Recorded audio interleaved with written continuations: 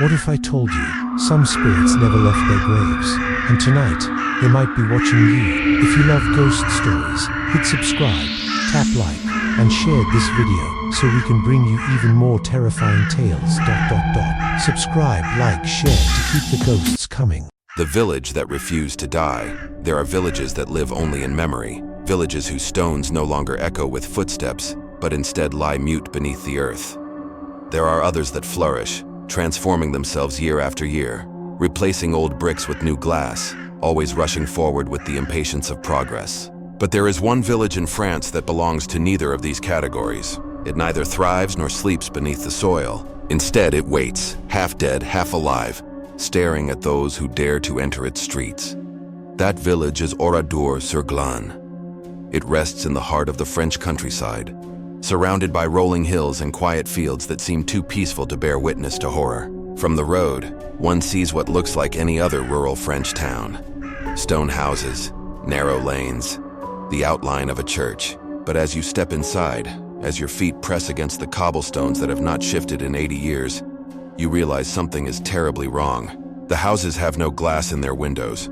The shops display only rusting frames of bicycles and sewing machines, and the cars are little more than skeletal shells. The walls are blackened by fire, and yet the flames that caused such ruin have long since burned out. The silence is worse than the ruins. It is not the silence of abandonment. It is too sharp, too deliberate.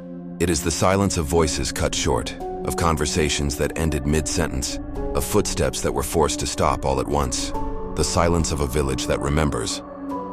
On June 10, 1944, the Waffen-SS Das Reich Division descended on Oradour-sur-Glane. The reason has been debated, twisted, and distorted, but the result was not. 642 villagers were slaughtered in a single day. Men were rounded into barns and machine-gunned. Women and children were herded into the church where grenades and fire consumed them. The village itself was set ablaze until only a scorched skeleton remained. In the aftermath, General Charles de Gaulle ordered that the ruins remain untouched. They would not be rebuilt, nor erased, but preserved exactly as they were left. Order would remain as it had become that day, a corpse of a village, a monument and a warning, and so it stands. To this day, the ruins have been left in place, frozen like a photograph. The cafe where the villagers once gathered for wine is nothing but collapsed stone. The schoolhouse where children once sang morning songs holds only broken chairs and charred chalkboards. The church is an open wound, its hollow shell testifying to the screams that once filled it. But history, as brutal as it is only the surface. Beneath the facts, beneath the stone, lies something else, something far less explainable, far less containable. For those who walk the streets of Oradour often leave with stories that do not fit neatly into textbooks. They speak of bells that ring though no hand pulls the rope. They speak of laughter, thin and piercing, echoing through the night though no children remain to laugh. They speak of whispers that brush the ear though the streets are empty, and shadows that pass across doorways though no one lives within. The ghosts of Oradour-sur-Glane do not haunt in fragments. They do not appear as one spectral soldier or one tragic woman. No, here the haunting is collective. The entire village is the ghost. Every broken chair, every burned-out window frame, every cobblestone is infused with memory so intense it has slipped free of time and become presence. To understand this haunting, one must first step into the history not as a record, but as an experience. Imagine the day of the massacre, not from above as a historian cataloging atrocities, but from within, as though your eyes belonged to one of the villagers. Imagine waking that morning, June 10, 1944, in a world already weighted by war but still clinging to the routines of daily life. The air smells of bread, the kind pulled warm from the oven. Children chase each other across the schoolyard, their laughter bright against the distant rumble of war. Farmers bend to their fields, wiping sweat from their brows. Women draw water from wells and prepare midday meals. The war is present, yes, but not immediate. Rumors flow through the streets like nervous birds. The Allies have landed in Normandy. The Germans are retreating. Something is shifting in the great machine of Europe. But here, in this little village, there is hope, fragile but real, that perhaps life may continue until the soldiers arrive. Trucks rumble across the bridge, kicking up dust, their tires crunching against the stones. The villagers glance up, wary but not yet panicked. Soldiers had passed through before. Perhaps they would requisition supplies or demand information, but the men who spill from these trucks carry a different energy. Their eyes are cold, their movements calculated. They move not as visitors, but as executioners who have already chosen their stage. By nightfall, the village is no more.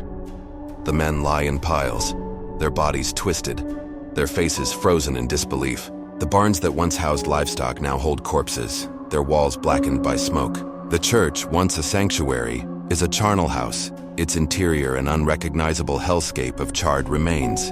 The streets are littered with broken glass, blood, and silence. Silence, that is the detail survivors remember most. Not the screams, though those were unbearable, but the silence that followed. A silence that fell so heavily, it seemed the earth itself refused to speak. That silence remains. Decades have passed, and the silence has not faded. It clings to Oradour-sur-Glane like a second skin. Tourists walk its streets whispering without knowing why, as though the air itself forbids volume. Photographers capture images of rusting cars and broken bicycles, but find their hands trembling on the shutter. Children pulled by their parents through the village cry for no reason they can explain. And then there are the stories. One man, visiting the church at dusk, swore he heard the bell toll 3 times. He looked up, expecting to see a guide demonstrating for tourists, but the bell was gone, melted long ago. Another traveler walking near the schoolhouse at midnight heard children giggling, faint but clear, the sound of play echoing through the empty night. When he pressed his ear to the wall, the laughter grew louder until he stumbled back in fear. A group of paranormal investigators once recorded hours of audio within the village.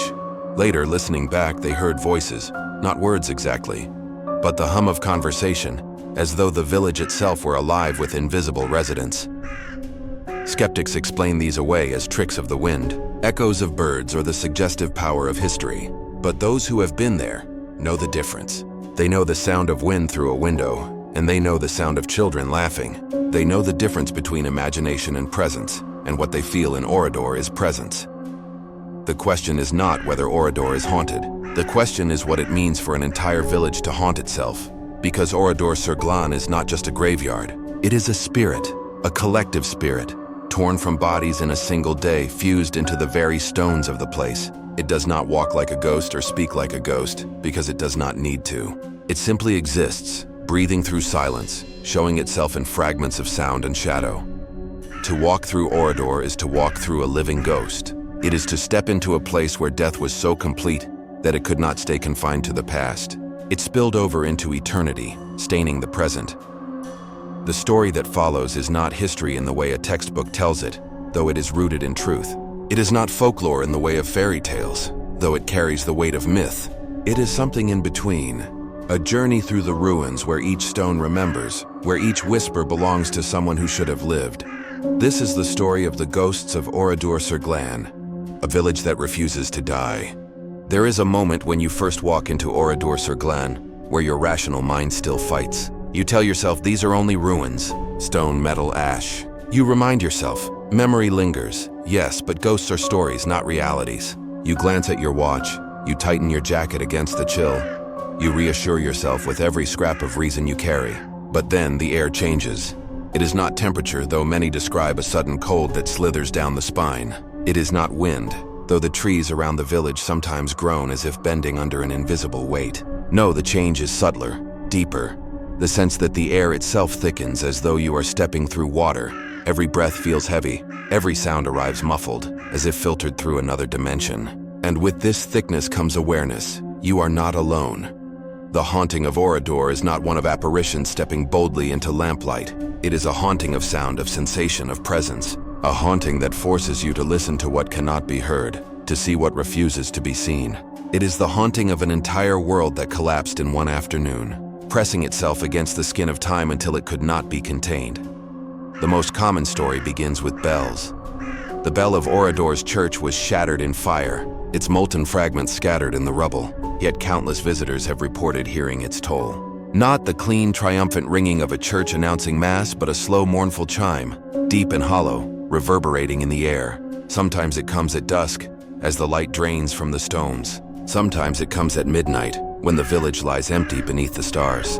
And sometimes it comes in daylight, sudden and inexplicable, ringing across the ruins though no bell exists to ring. One French journalist who spent the night in the ruins swore that the bell tolled 13 times at exactly midnight. He counted each one. his heart beating faster with every strike. But when he replayed his audio recording later, the bell was absent. All that remained was silence, except for faint voices whispering in the background, too faint to decipher, too many to dismiss. The schoolhouse is worse. It stands near the center of the village, its roof sagging, its windows gaping like eye sockets. The desks remain charred and broken, as though the children might return any moment to sit and recite lessons. The blackboard still clings to the wall, streaked with chalk that no rain has washed away. Tourists pause at its doorway, hesitant. Many claim they hear voices before they even cross the threshold. High voices, light and playful, children chasing each other, laughing, whispering secrets. A sound so bright and alive it tears at the heart, because you know that laughter ended in screams. One English visitor wrote in her diary that as she stood inside the schoolhouse, she felt a tug at her coat. She turned, expecting her husband, but no one was there. A child's giggle brushed past her ear, so close she could feel the warmth of breath. She fled in tears, convinced that the children were still there, reaching out, begging not to be forgotten. The cafe has its own echo. The rusting shell of a car sits outside, its wheels bent inward, its seats gone to dust. The walls are black, the roof half collapsed, and yet at times visitors say they smell wine, sweet, heavy, impossibly strong. Some even claim they hear the clinking of glasses, the low hum of conversation, as though the villagers were still gathered, still toasting, still living. A spectral celebration, repeating itself in defiance of what came next. But it is the church that swallows them all. The Church of Oradour is the epicenter, the place where the most souls were trapped, the place where innocence was burned alive. Survivors who returned years later could not bear to step inside, because the weight of memory was too great. But even those with no memory, no family connection, report sensations that cannot be explained.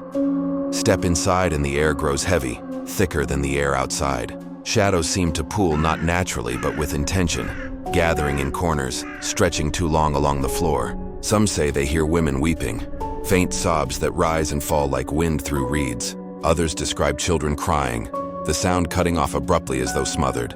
And always there is the bell. The phantom bell that rings above your head though no bell remains. The skeptic tells himself, this is imagination, primed by tragedy. You know the story, therefore you hear the echoes, but Oradour defies skepticism. Its haunting does not limit itself to sound. There are smells. Burnt wood, yes, but sharper, like flesh. Acrid, clinging, impossible to escape. Many visitors describe stepping out of the church and smelling smoke, though no fire burns. One priest who visited in the 1970s claimed he smelled lilies, funeral lilies, so strongly inside the church that he gagged. Yet outside, the air was clear. There are touches, a hand on the shoulder, light but firm, a tug at clothing, fingers brushing the back of the neck. A Parisian woman swore she felt a child's hand slip into hers as she walked past the ruins of the school. She squeezed reflexively, only to feel nothing. The sensation lingered for days, as though the child refused to let go. And then there are visions. Not many, but enough to stir unease. One soldier who returned to pay respects decades later collapsed in the square, sobbing. When asked what he saw, he claimed he saw the villagers, hundreds of them, standing silently, staring at him. Their faces were burned, their bodies twisted, but their eyes were clear, accusing, unblinking. Another man, a skeptic and historian, scoffed at ghost stories until he spent a night within the ruins. He awoke to see a woman in the church doorway, her dress scorched, her arms cradling a baby. She did not move, did not speak. But her eyes bore into him with such intensity he fled before dawn. Some believe the entire village has become a liminal space, a thin place where the boundary between the living and the dead wears thin. The massacre was so sudden, so violent, that time itself fractured, leaving a scar in reality. Here, past and present overlap. The dead are not gone. They exist in parallel, reaching through sound, touch, and vision. And yet, not all the presences feel mournful. Some feel angry. One paranormal group recorded growls near the barns where the men were executed. Growls that vibrated low in their bones, animalistic but purposeful, as though something raged at their intrusion. A German tourist reported being shoved so hard near the church that he stumbled into the wall, though no one touched him. His friends swore they saw his coat pull violently backward, as if yanked by invisible hands. The haunting is not only sorrow, it is fury. Fury at being forgotten, fury at the injustice, fury at the silence that followed. The spirits of Oradour do not simply ask to be remembered, they demand it. And so the stories continue, spreading across decades, whispered from traveler to traveler. Some dismiss them, others cherish them, but none forget them, because the haunting of Oradour is not entertainment. It is not a story to tell by candlelight. It is a weight, a truth too heavy to vanish, and if you stay long enough, if you let the silence seep into you, you begin to understand. This is not just a village of ruins. This is a village that breathes, sighs, weeps, and screams. A village that exists both in death and in life. A village that has refused to die no matter how much fire consumed it. And the longer you remain, the closer the presences draw. At first, they are whispers at the edge of hearing, then footsteps behind you, then shadows that move when they should not, until at last you feel them beside you. So close you can smell smoke on their breath, so close you can hear their voices, so close you cannot tell where the past ends and the present begins. And then, sometimes they speak, not in words you can write down, not in phrases you can quote, but in impressions, in pulses of thought that strike like lightning in the mind. One woman who spent a night in Oradour claimed she heard 1,000 voices at once say a single thing: "Remember us." Others hear nothing but the tolling of a bell that never stops. The haunting builds not like a story but like a storm. It begins with silence, with whispers, with laughter and bells. It grows with touches and visions, with smells and shadows. It builds until the entire village hums with energy, until the air itself vibrates, until you are certain that the walls themselves are alive, and it always leads to the same place, the church. No matter where you walk, no matter what street you wander, something draws you toward the church. Its hollow tower looms above the village like a beacon. Its doorway yawns like a mouth, and every story, every haunting, every presence seems to lead you there. Because the church is where the heart of Oradour still beats, the place where the massacre reached its cruelest climax, the place where screams turned to silence, and silence turned to eternity. And if you dare to enter, you will find yourself not only in the ruins of stone, but in the ruins of time. A place where the air shudders with memory, where the shadows bend unnaturally, where the voices rise in a chorus of grief and fury. Step inside, and you will understand. Oradour-sur-Glane is not a relic. It is not a ruin. It is a haunting made flesh, and you are now a part of it. The spiritual climax. There comes a point in every haunting when the veil no longer flickers, when the whispers sharpen into voices, when the shadows step fully into the light. It is the moment the living and the dead share the same breath, when one world crashes into the other without apology. In Oradour-sur-Glane, this moment arrives not gradually but all at once. It begins in the church. You stand at the threshold, and for a heartbeat you are still only a visitor, a spectator of history. The ruined doorway gapes, the blackened walls rise, the sunlight spills faintly through holes in the roof. But the instant you cross inside, the air tightens. It is not mere atmosphere. It is a grip, a hand closing around your lungs. The silence that once seemed oppressive now thrums with vibration, as if the walls themselves are humming with a note too low for the ear. And then, without warning, the world folds. The shadows lengthen and shiver, not in response to light, but as if moved by will. The air grows darker, though no clouds cover the sun. The walls breathe, inhaling and exhaling, pulling you deeper into their rhythm. A whisper rises, thousands of voices at once, too many to distinguish. They are crying, praying, screaming, pleading all at once, as if the final hour of the massacre has been ripped out of time and replayed endlessly. The smell comes next. At first it is smoke, sharp and bitter, clawing at your throat. Then beneath it comes the stench of burning flesh. It curls into your nostrils, clings to your tongue, seeps into your skin. You gag, you stumble, you know it cannot be real, but your body does not care. The memory of fire is stronger than reason. You are standing in the center of an inferno that has never ended. And then the bell tolls. Not once, not twice, but endlessly. A sound so loud it rattles the bones in your skull. It rings from nowhere and everywhere, the death knell of an entire village. With each toll, the voices rise higher, screaming, weeping, chanting. The walls tremble. The floor quakes. The church itself seems to convulse in agony. And amid the chaos, you see them. At first, only shadows, the outlines of women clutching children, of men pressing against the locked doors, of children huddling together. Their forms flicker like smoke wavering half there, but as the bell tolls louder, they sharpen. Faces emerge from the darkness, faces burned, faces bloodied, faces twisted in terror. Their eyes, though, are clear. Their eyes are alive. They stare directly into yours, unblinking, demanding. They do not speak in words, yet you hear them. Their voices bypass the ear, piercing directly into your mind. A flood of thought, emotion, memory. You feel their terror as they were herded inside, their confusion as the grenades exploded, their agony as fire consumed them. You feel the press of bodies against you, the heat of flames on your skin, the scream tearing your throat. You are no longer an observer. You are inside their death. Some collapse under the weight, fainting on the stone floor. Others run, stumbling blindly into the street, gasping for air, convinced they are still burning. A few, very few, remain transfixed. They feel the horror, yes, but also something else, something beyond fear. Because beneath the agony lies fury. The voices sharpen, coalescing into a single scream, not of terror, but of rage. The dead do not simply mourn, they demand justice. They howl for remembrance, for recognition, for vengeance. The fury is electric, crackling in the air, charging every atom until your hair stands on end. It surges into you, fills your chest, makes your own pulse quicken with borrowed rage. The bell tolls faster now, deafening, frantic. Shadows swirl, racing around you in a vortex of anguish and wrath. The air itself becomes fire, searing though no flame is visible. You are engulfed in the raw psychic storm of Oradour, a storm that is built for 8 decades, a storm that does not weaken but grows stronger each time someone dares to step inside. And then suddenly, silence. The bell ceases. The voice is cut. The air stills. You stand trembling in the ruins, heart pounding, throat raw, body drenched in sweat. The shadows have vanished. The smell has lifted. The church looks once again like a hollow skeleton of stone. But you are not alone. From the far end of the church, a figure remains. Unlike the shifting shadows, this one is solid, deliberate. A woman, her dress scorched, her arms cradling a child. Her face is pale, her hair singed, her eyes dark hollows of grief. She does not move. She does not speak. She only stares, and behind her more appear. Men with shattered bodies, children with eyes too bright, elderly bent by fire. They line the walls, they fill the pews, they crowd the doorway.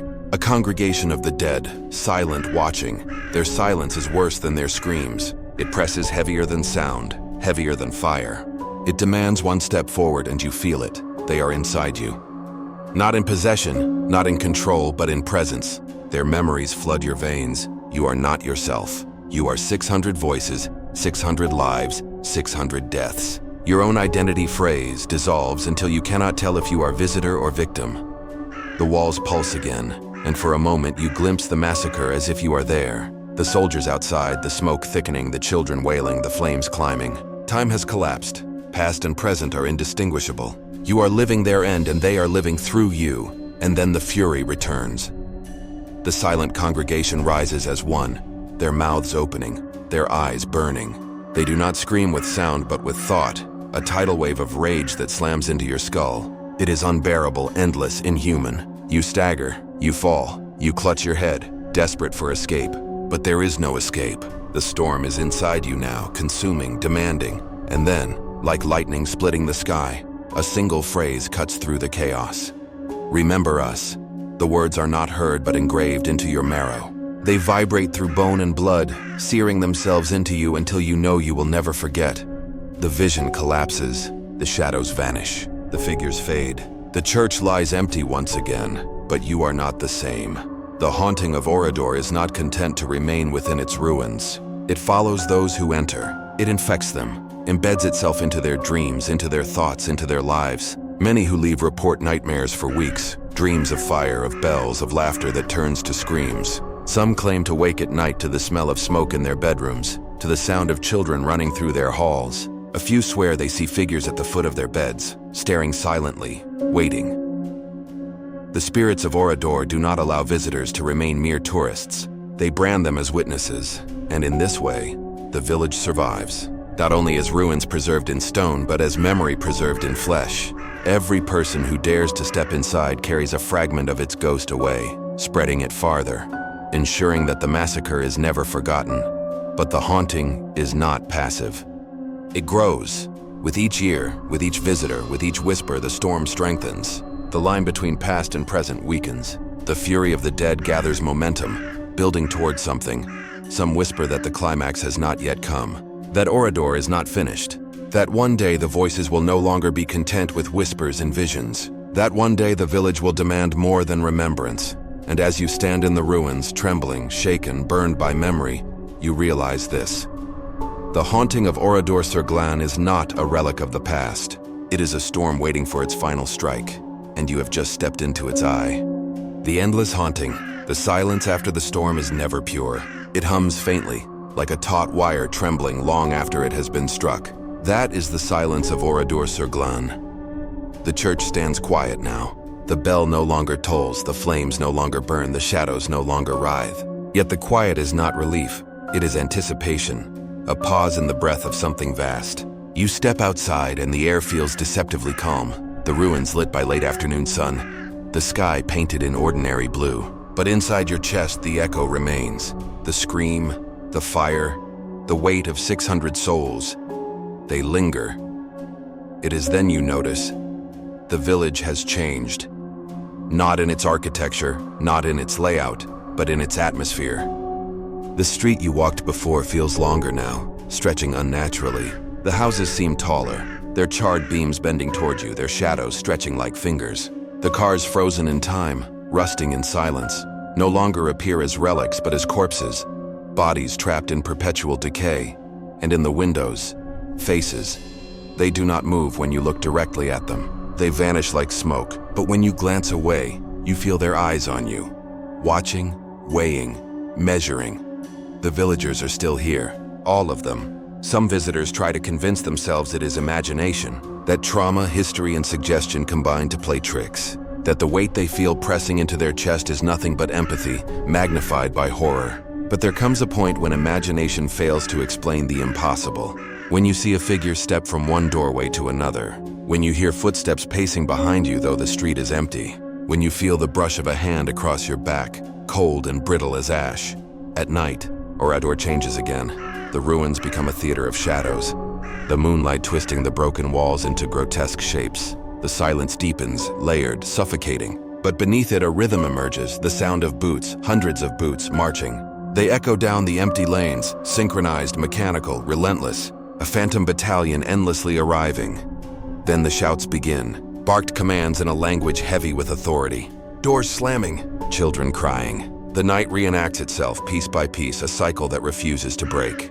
You watch from the edge of the square as figures flicker into being. Women dragged, men shot, children herded. Their faces are blurred, their bodies translucent, but their agony is unmistakable. The massacre does not merely haunt Oradour, it repeats eternally, looping in an endless reel of terror. And the dead are not alone, for among the villagers are other presences, darker, heavier, soldiers whose outlines are sharp, whose boots strike louder, whose commands slice the air like knives. Their shadows linger longer, their eyes burn colder. If the villagers are trapped in suffering, the soldiers are trapped in cruelty. They are the executioners who never leave, reliving their violence as punishment. But punishment for them is not remorse, it is repetition. They slaughter, again and again, unable to stop, unable to escape. Their laughter mixes with screams, weaving horror into the very fabric of night. To witness this is to fracture. Your mind splits between disbelief and terror. You know you are standing in an empty ruin, but you also know you are standing in a slaughterhouse drenched in fire and blood. Time collapses. Past and present become one. You are not just watching, you are inside it. And in that collapse, a terrible realization takes root. The massacre never ended. It is still happening, now, always. You close your eyes, but that does not save you. The voices seep into you, bypassing the senses, hammering against the inside of your skull. Children call for mothers who cannot answer. Wives call for husbands already dead. Prayers rise only to be drowned by screams. And beneath it all, a single command repeats endlessly, inhumanly, like the beating of a drum. Burn them. You open your eyes and find the world changed again. You are no longer in ruins. You are standing in the village as it was, moments before the massacre. The streets are alive with sound, laughter, conversation, the clatter of carts, the bark of dogs. Women carry baskets, men work in the fields, children play by the fountain. It is vibrant, ordinary, alive, and yet you know what is coming. The happiness is a mask stretched thin over dread. You scream, you run, you try to warn them, but your voice is wind, your body is smoke. They cannot hear you, they cannot see you. You are a ghost in their world, powerless. You watch as the first trucks roll into town, as the soldiers spill out, as the air curdles into silence. You watch the inevitable unfold again, unable to change it, unable to stop it. And then once more, fire. The loop closes. The massacre repeats. The village dies. The ruins return. You collapse to the ground, weeping, shaking, broken. But the horror does not end here. For when you leave Oradour-sur-Glane, if you can leave, you carry it with you. The smell of smoke clings to your clothes though you wash them. The screams echo in your ears though you sit in silence. The shadows linger at the edges of your vision though you are home, far from France. You dream of fire, of bells, of faces watching. You wake to find soot on your pillow, ash beneath your nails. And sometimes, in the still hours of night, you hear the tolling bell. It begins faint, almost like memory, but then it grows louder, clearer, until it seems to be ringing inside your own skull. You rise trembling, searching for its source, but there is none. Only the bell, only the endless toll. And you know then, the ghosts of Oradour have followed you. They are not bound by place. They are bound by memory, and now you are part of their memory. You are their witness, their vessel, their carrier. They live inside you, and through you they spread. Each person you speak to, each word you write, each story you share, they pass through, multiplying, seeding themselves into others. The haunting is not contained to a single village of ruins. It is everywhere the memory is carried. This is how Oradour refuses to die.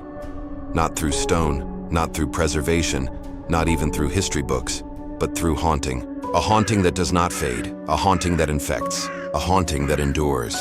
And as you lie awake at night, listening to the bell, smelling the smoke, seeing the shadows gather in your doorway, you realize something cold, something final, something inescapable. The ghosts of Oradour do not need justice. They do not need revenge. They need only this, to be remembered. But remembrance is not gentle. It is fire. It is blood. It is screams that never end. And now, it is yours.